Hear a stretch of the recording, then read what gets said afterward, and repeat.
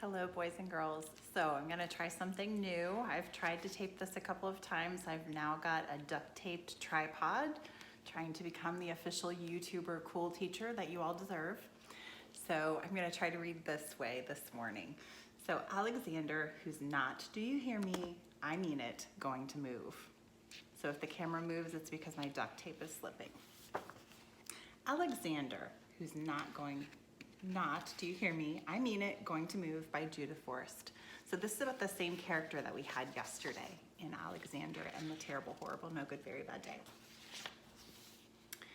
They can't make me pack my baseball mitt or my I Love Dinosaurs sweatshirt or my cowboy boots. They can't make me pack my ice skates, my jeans, my 8 zippers, my compass, my radio, or my stuffed pig. I know some first graders who love their stuffed pigs. My dad is packing, my mom is packing, my brothers, Nick and Anthony, are packing. I'm not packing. I'm not going to move. My dad says we have to move to where his new job is. That job is 1,000 miles away. My mom says we have to move to where our new house is. That house is 1,000 miles away. Right next door to the new house, there's a boy who is Anthony's age. Down the street, there's a boy the same age as Nick. There's no one next door or down the street or maybe for 1,000 miles who is my age. I'm not, do you hear me? I mean it, going to move. I'll never have a friend like Paul again. I'll never have a great sitter like Rachel again. I'll never have a soccer team or my car pool again. I'll never have kids who know me except my brothers, and sometimes they don't want to know me. I'm not packing. I'm not going to move. Nick says I'm a fool and should get a brain transplant.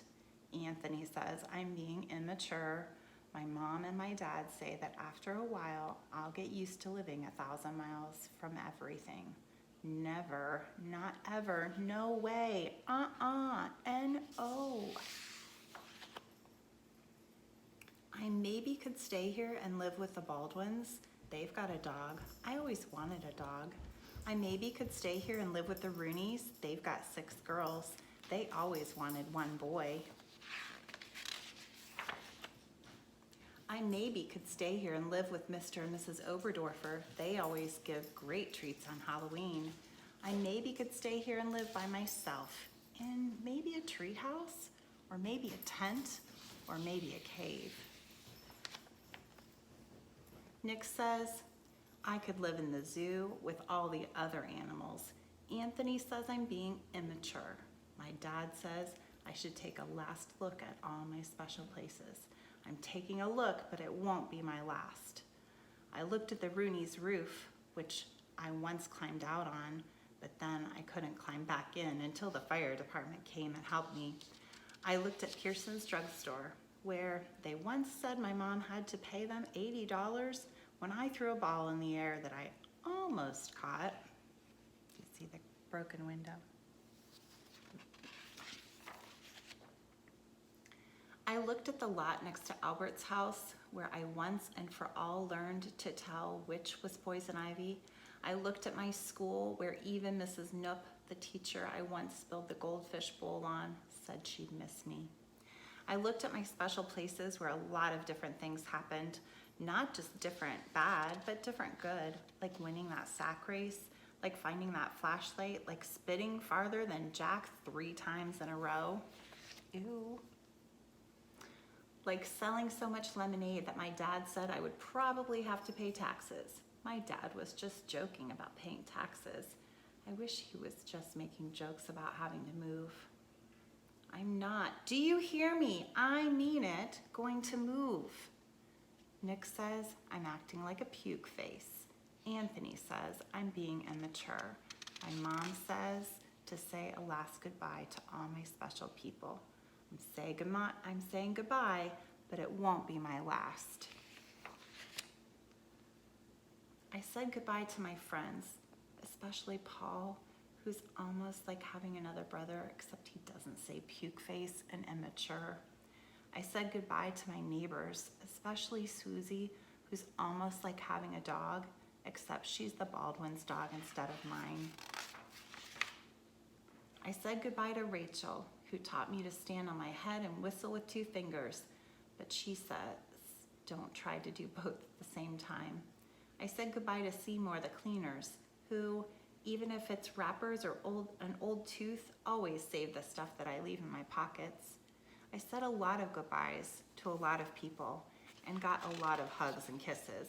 Enough hugs and kisses to last for a person's whole life. I said a lot of goodbyes, except I'm staying right here. I'm not going to move. When the movers come to put my bedroom furniture on their truck, maybe I'll barricade my bedroom door. When my dad wants to tie my bicycle to the roof rack on top of the station wagon, maybe I'll lock up my bike and bury the key. When my mom says, finish packing, it's time for us to get going, maybe she'll look around and she won't see me. I know places to hide where they'd never find me. Is that a good idea? That would scare his parents, wouldn't it?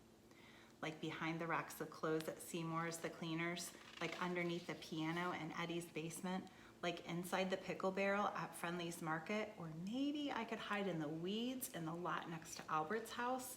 Now that I know how to tell which is poison ivy, I'd rather have poison ivy than have to move. My dad says it might take a while, but I'll find a new soccer team. He says it might take a while, but I'll find boys my age. He also says that sometimes when a person moves far away, his father might need to get him a dog to be his friend till he makes some people friends. I think Swoozie number 2 would be a good name.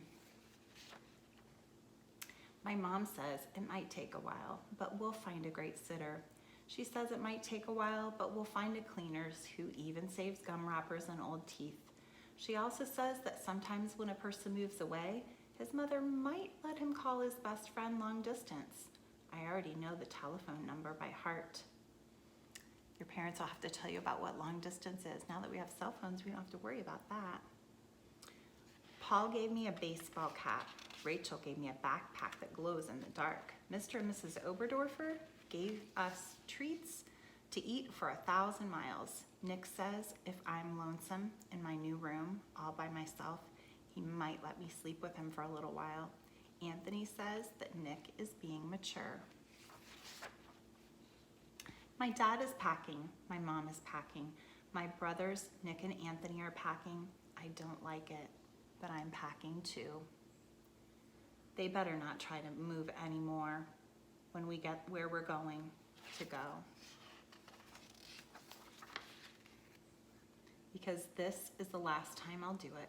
The next time they won't make me do it. Never, not ever, no way, and no. I'm not, do you hear me? I mean it, going to move. The box says Alexander's new room. So he did move, it sounds like, but I'm sure he'll like his new house. I'll talk to you tomorrow and I'll find another good book for you. Have a great day. Bye.